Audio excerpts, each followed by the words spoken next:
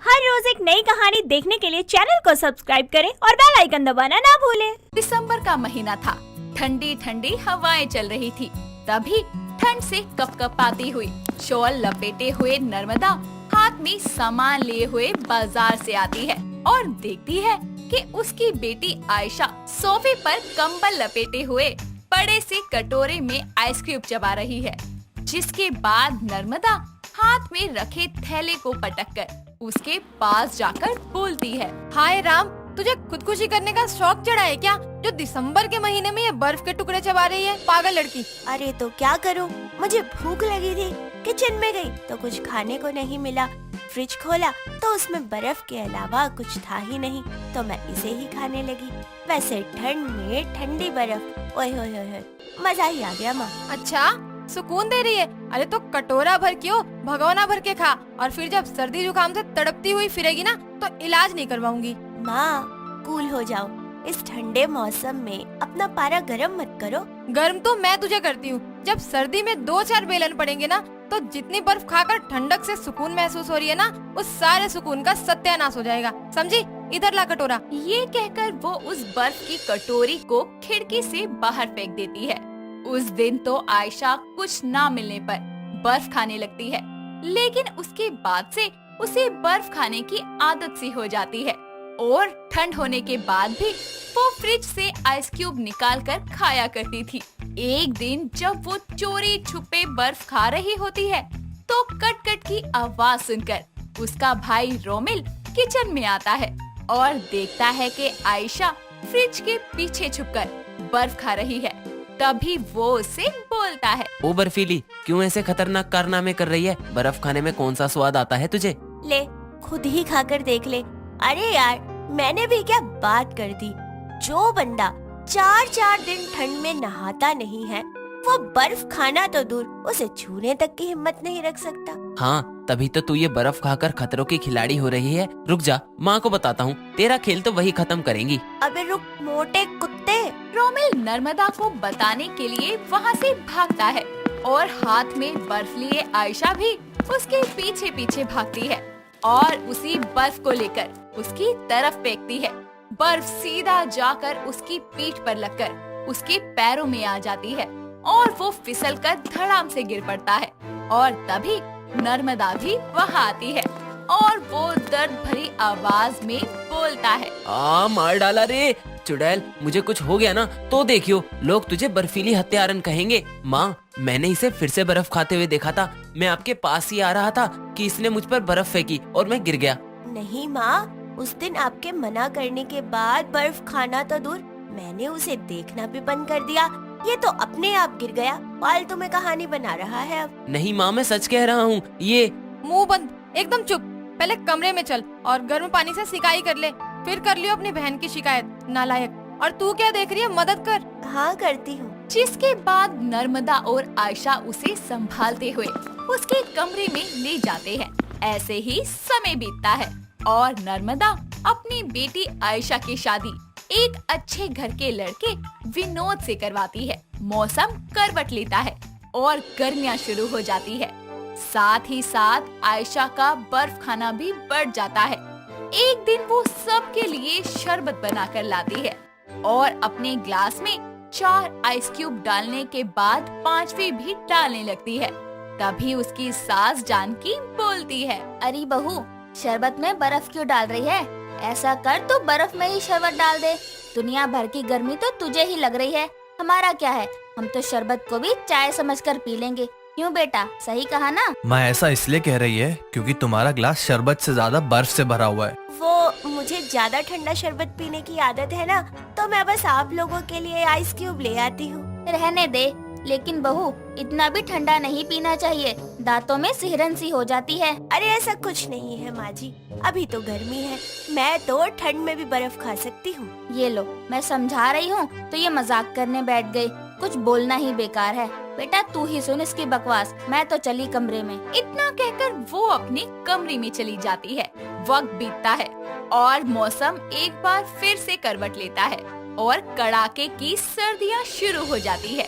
जानकी घर में गाजर का हलवा बनाती है और उस डब्बे में पैक करके आयशा को देते हुए बोलती है। सुन बहू, ये हलवा तो सामने वाली मंजरी आंटी को दिया। और हाँ सुन, शॉल ओढ़ कर जाइयो, बाहर बहुत ठंड हो रही है, बचकर रहना बहुत जरूरी है। हाँ माँ जी, मैं अभी देकर आती हूँ। जिसके बाद वो शॉल ओढ़े, दस्ताने पहनकर हलवा लेकर पड़ोसन मंजरी के घर जाती है तो देखती है कि मंजरी हॉल में बैठकर मछली को बर्फ से भरी प्लेट में रख रही है।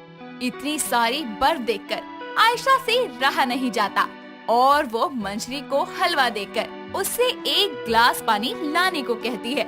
जब मंजरी चली जाती है तो आयशा बर्फ को देखकर बोलती है, इतनी सारी बर्फ, पर यार ठंड भी तो कितनी हो रही है।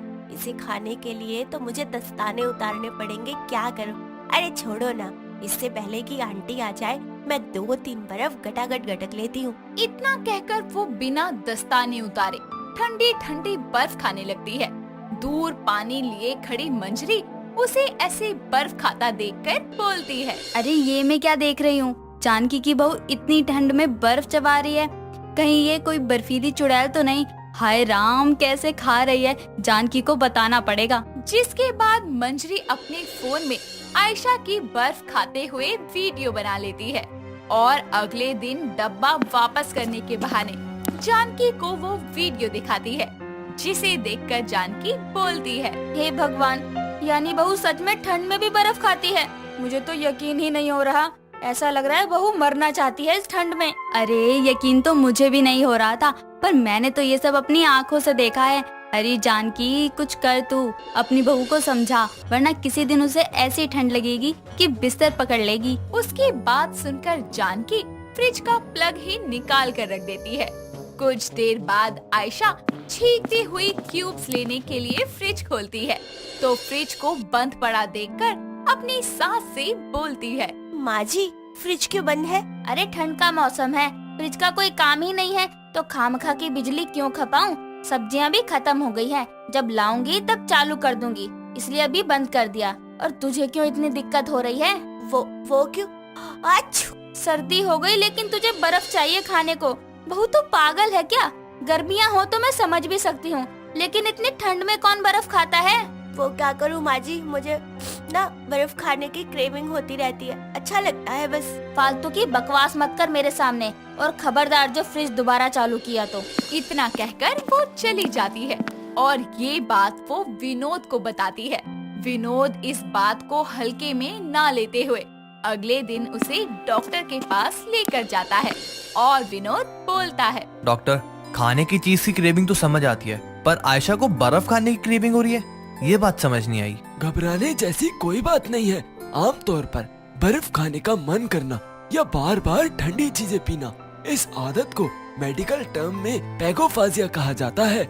आयशा की बॉडी में आयरन की कमी है, जिसके कारण लाल रक्त कोशिकाओं का स्तर कम है। इस कारण इन्हें बर्फ खाना अच्छा लगता है। मैं इन्हें कुछ आयरन पिल्स और सर्दी की दवाई दे रहा हूँ, जिससे इनकी आदत धीरे धीरे छूट जाएगी। डॉक्टर की सलाह मानकर आयशा दवाइयाँ खाती है और सर्दियों में अपना ख्याल भी रखती है, जिससे कुछ ही समय बाद उसकी सर्दी भी ठीक हो जाती है और उसकी बर्फ खाने की आदत भी छूट जाती है, जिसके बाद वो अपनी जिंदगी की एक नई शुरुआत करती है। शहर के मॉडर्न रंग ढंग में रहने वाली कुसुम अपने बेटे केशव के लिए एक पढ़ी लिखी सुलझी बहू की तलाश में थी। वहीं उसका बेटा केशव चाहता था कि उसकी पत्नी बेहद खूबसूरत हो।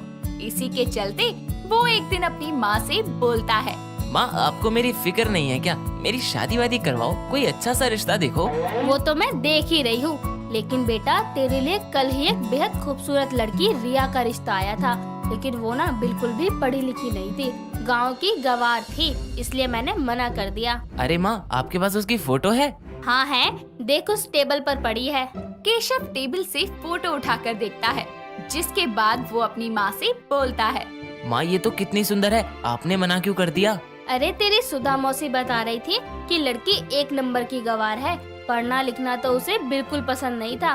बेटा ऐसी लड़की हमारे घर को कैसे संभालेगी?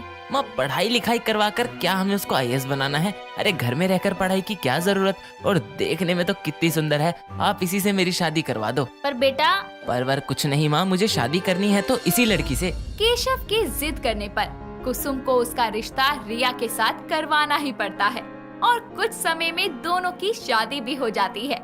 जिसके बाद कुसुम अपनी गवार बहू का स्वागत करते हुए बोलती है, बहू इस कलश को गिराकर अंदर आ। कुसुम की बात मानकर रिया कलश को अपने हाथ में उठाती है और उसको नीचे गिराकर कुसुम से बोलती है, गिरा दिया सासू माँ, अब आ जाऊँ अंदर। अरे पागल, ये क्या किया? कलश को पैर से गिराना था, हाथ में उठाकर नहीं। इतनी भी समझ नहीं है क्या तुझमें, गवार कहीं की?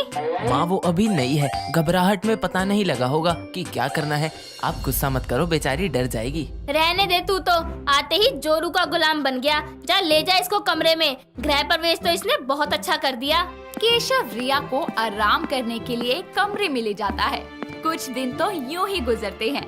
रिया घर के किसी भी काम को हाथ नहीं लगाती थी और पूरा दिन तैयार होकर टीवी के आगे बैठ जाया करती थी, जिसके चलते एक दिन कुसुम उसको बोलती है, अरे बहू, अब तो तेरी शादी को बहुत दिन हो गए, हाथों की मेहंदी भी उतर गई। अब जरा घर की रसोई को भी अपने कदमों से धन्य करके आज से खाना बनाना शुरू कर दे। पर माँ जी, मुझे तो खाना बनाना नहीं आता, मैं कैसे बनाऊंगी? अरे तेरी माँ ने तुझे कुछ सिखाया नहीं क्या? शहर में शादी बिना सोचे समझे कर दी। अरे सासू माँ, मेरी माँ तो मुझसे कहती थी, बेटा तो शहर जा रही है तो वहाँ जाकर सेल्फी लेना सीख लियो, उधर के लोगों की तरह टेढ़े मेढ़े मुंह बनाकर फोटो लेना सीख लियो और हमेशा तैयार होके रहियो, क्योंकि शहर में कभी भी किसी के घर कोई भी मेहमान आ सकता है। वाह, पूरा खानदान ही गवार था क्या? जरूरत की चीजें छोड़कर बाकी सब कुछ सिखाया हुआ है। तेरे साथ साथ उनको भी पढ़ने का शौक नहीं था क्या? खैर, मुझे नहीं पता, आज तो खाना तू ही बनाएगी, जैसे मर्जी बना। कुसुम अपना फैसला सुनाकर चली जाती है। अब रिया परेशान होकर सोचने लगती है कि क्या करूं। तभी केशव को फोन करके वो सारी बात बताती है, जिस पर केशव उसे बोलता है, अरे जान, इतनी सी बात, तुम एक काम करो, बाजार से खाना बनाने की किताब ले आओ, उसमें से पढ़ कर बना लो सिंपल। और मैं ना थोड़ा बिजी हूँ काम में, इसलिए फोन नहीं उठा पाऊंगा। बाय। अरे सुनिए तो, काट दिया। अरे सुन तो लेते, मुझे तो पढ़ना ही नहीं आता, अब क्या करूँ?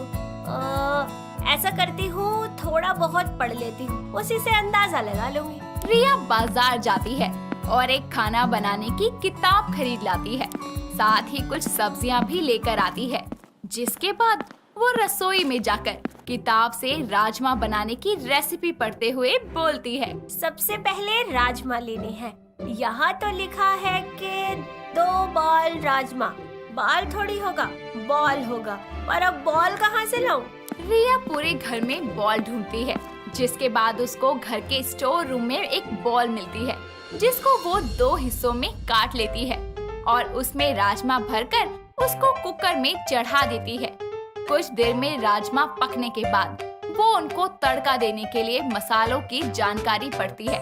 तो किताब में लिखे मुताबिक वो 1 और 1.5 चम्मच नापने के लिए 1 चम्मच को बीच में से तोड़कर उसको आधा काट लेती है।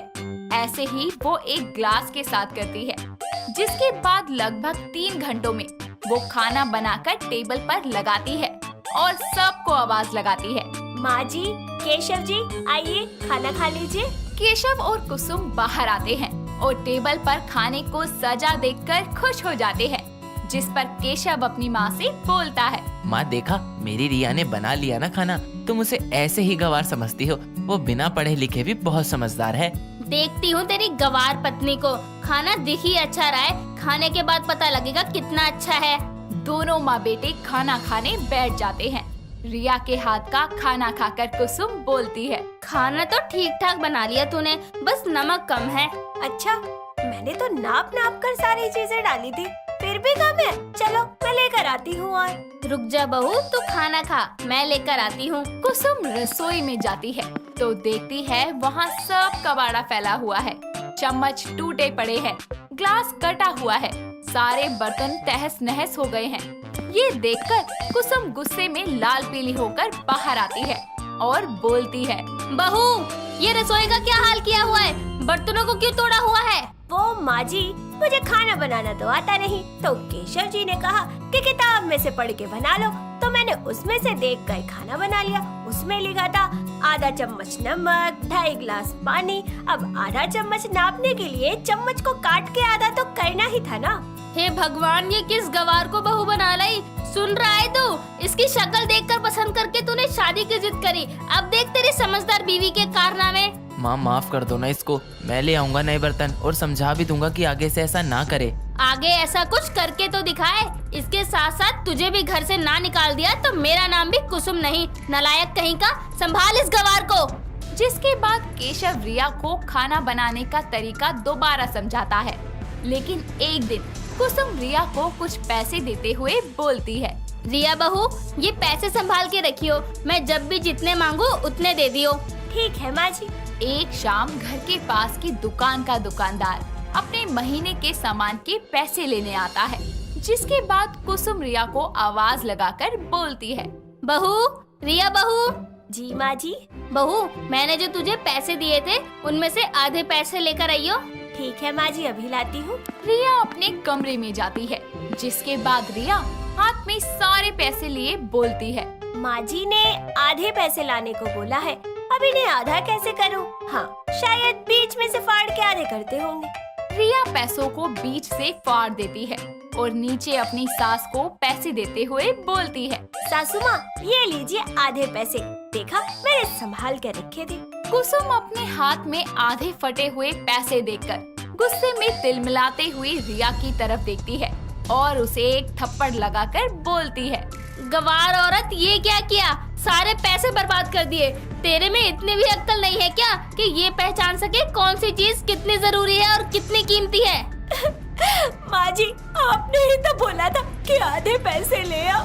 आधे पैसे मतलब 10,000 दिए थे तो 5,000 लाने थे, ना कि नोट को बीच में से फाड़ कर आधे करने थे। पैसों का भी नुकसान किया, आज तेरी खैर नहीं। इतने में केशव भी घर आ जाता है। जिसके बाद कुसुम उस पर चिल्लाते हुए बोलती है, आजा, आज तेरी भी लंका लगाती हूँ। नालायक कहीं के, तेरी इस खूबसूरत बीवी की चाह ने मेरे घर की ऐसी तैसी कर दी। आज इसने पैसे फाड़ दिए। अब भी यही बोलेगा कि पढ़ाई लिखाई की क्या जरूरत है? क्या माँ, मुझे नहीं पता था, इसको इतनी भी समझ नहीं है, माफ कर दो। माफ तो आज मैं करती हूँ तुम्हें। रुको तुम दोनों, आज तुम्हारा भूत ना उतारा ना तो मेरा नाम भी कुसुम नहीं। मैंने पहले ही कहा था, एक और हरकत और तुम दोनों की लंका लगेगी। कुसुम हाथ में झाड़ू लेकर केशव और रिया के पीछे भागती है। दोनों ही उससे बचकर इधर उधर भागने लगते हैं। लेकिन कहते हैं ना, आप पछताए होत क्या जब चिड़िया चुग गई खेत। इसीलिए सुंदरता के पीछे नहीं, समझदारी के पीछे जाना चाहिए। सोनिया की शादी पवन से बड़ी ही धूमधाम से हुई थी। एक अच्छी बहू की तरह सोनिया ने अपने परिवार की सारी जिम्मेदारियों को संभाल के रखा था। उसकी सास शीना उसकी खूब तारीफ किया करती थी। ऐसे ही एक रात सोनिया अपनी सास के पैर दबा रही होती है। तभी शीना बोलती है, बहू, सच कहूँ बड़ा सुकून है तेरे हाथों में। पिछले जन्म में जरूर मैंने मोती दान किए होंगे जो तेरे जैसी बहू मिली। अरे माँ जी, मोती तो मैंने दान किए होंगे जो आप जैसी सास मिली है, जो मुझे मेरी सगी माँ से भी बढ़कर प्यार करती है। चल बहू, बहुत सेवा हो गई, अब तू भी आराम कर ले। सारा दिन काम करती रहती है, थक गई होगी। अपनी सास की बात सुनकर सोनिया वहाँ से चली जाती है और अपने कमरे में जाकर पवन को कॉल करती है और बोलती है, सुनिए जी, अब कहाँ हैं? कब तक आएंगे? रात के 10 बज गए हैं। अरे यार, एक जरूरी प्रोजेक्ट बना रहा हूँ, 12 बजे तक ही आ पाऊंगा। और हाँ, खाना मैं घर आकर ही खाऊंगा, यहाँ कैंटीन बंद हो गई है। इतना कहकर पवन कॉल रख देता है और सोनिया खुद से बोलती है, अभी तो इनको आने में 2 घंटे बाकी हैं। तब तक मैं क्या करूँ? हाँ, टीवी देख लेती हूँ, कोई बढ़िया सी हॉरर मूवी लगा लेती हूँ। इतना सोचकर सोनिया टीवी ऑन करती है और मूवी देखना शुरू कर देती है। और जैसे ही मूवी में डरावना सीन आता है, वो डर के मारे अपने नाखून चबाने लगती है और डरते हुए बोलती है, वाह, इन नाखूनों का टेस्ट तो बड़ा अच्छा लग रहा है। पता नहीं मैं डरी हूँ शायद इसलिए, या फिर मेरे नाखून ही यम्मी हैं। तभी घर की बेल बजती है और पवन आ जाता है और सोनिया टीवी को बंद करके उसके लिए खाना बनाने लगती है। पवन फ्रेश होकर खाना खाता है और फिर दोनों पति पत्नी सो जाते हैं। कुछ वक्त यूं ही बीतता है। ऐसे ही एक दिन सोनिया रसोई में खाना बना रही होती है और दाल बनाने के बाद उसे खाकर नमक मिर्च चेक करती है और खुद से बोलती है, ओ नो, ये क्या, नमक ज्यादा हो गया। सासू माँ तो मुझे सुना सुना कर पागल कर देंगी क्योंकि उनका बीपी हाई रहता है। इस दाल को खाकर तो वो मेरा भी बीपी हाई कर देंगी।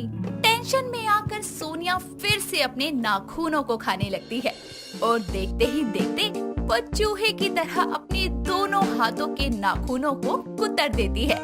तभी उसे एक आइडिया आता है और वो आटे की लोई बनाकर दाल में डाल देती है और कुछ ही मिनटों बाद उसे निकाल लेती है, जिसके बाद वो फिर से सब्जी का नमक चेक करती है और इस बार नमक बराबर था, जिसके बाद वो सभी के लिए खाना टेबल पर लगाती है।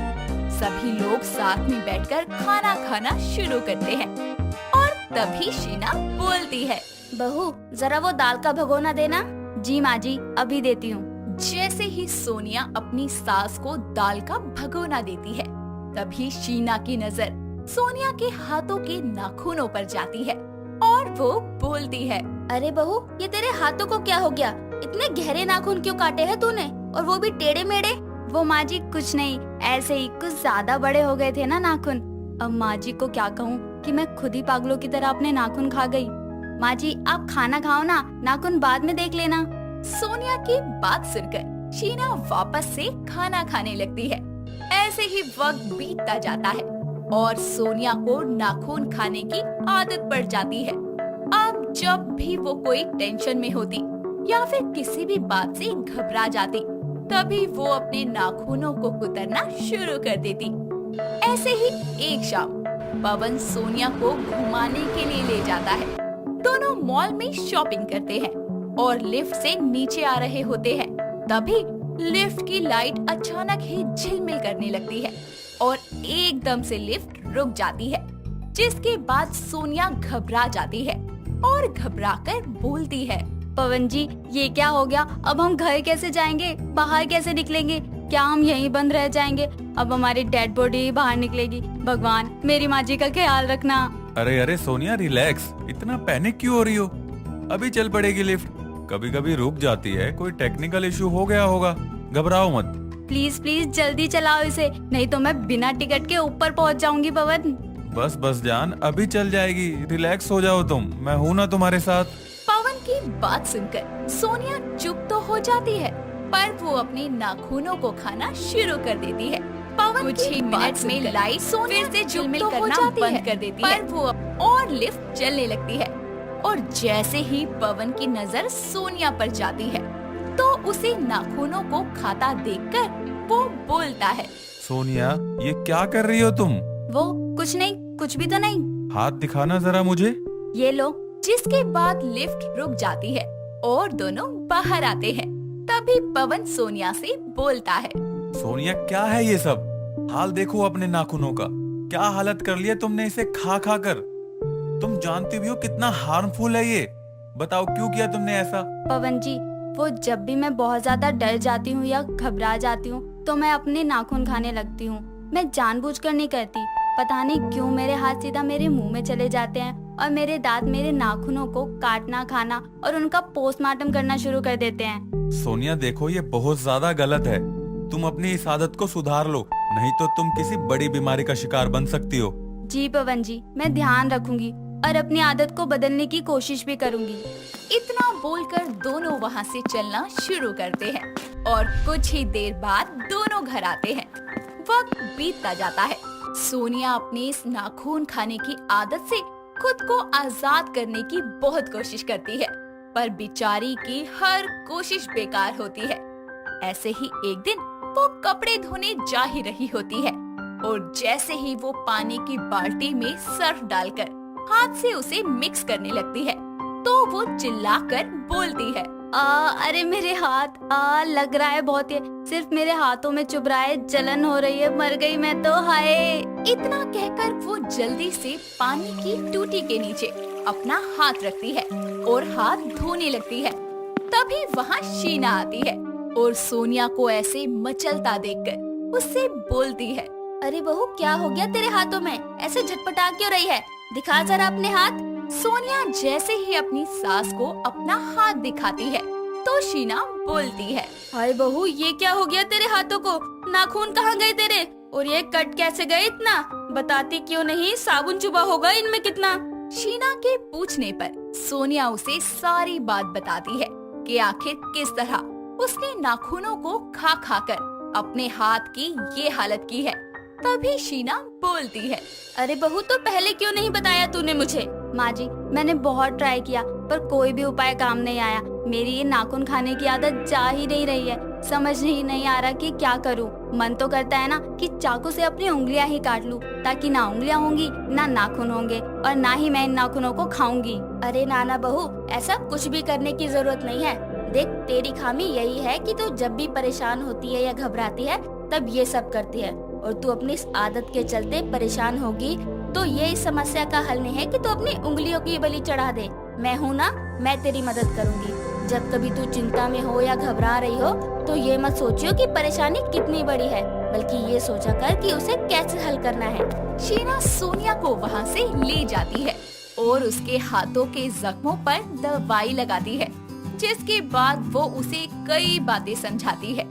वक्त बीतता जाता है और धीरे धीरे सोनिया अपने मन पर और अपनी नाखून खाने की आदत पर काबू पाना सीख ही जाती है। साथ ही अब वो किसी भी प्रॉब्लम में पड़ने पर पैनिक ना होकर उसका हल निकाला करती, जिस वजह से उसका स्ट्रेस नहीं बढ़ता और ना ही वो नाखून खाती। दोस्तों अगर आपको ये कहानी पसंद आई तो इसे लाइक करें, शेयर करें और कमेंट करके बताएं कि कहानी में आपको सबसे अच्छा क्या लगा।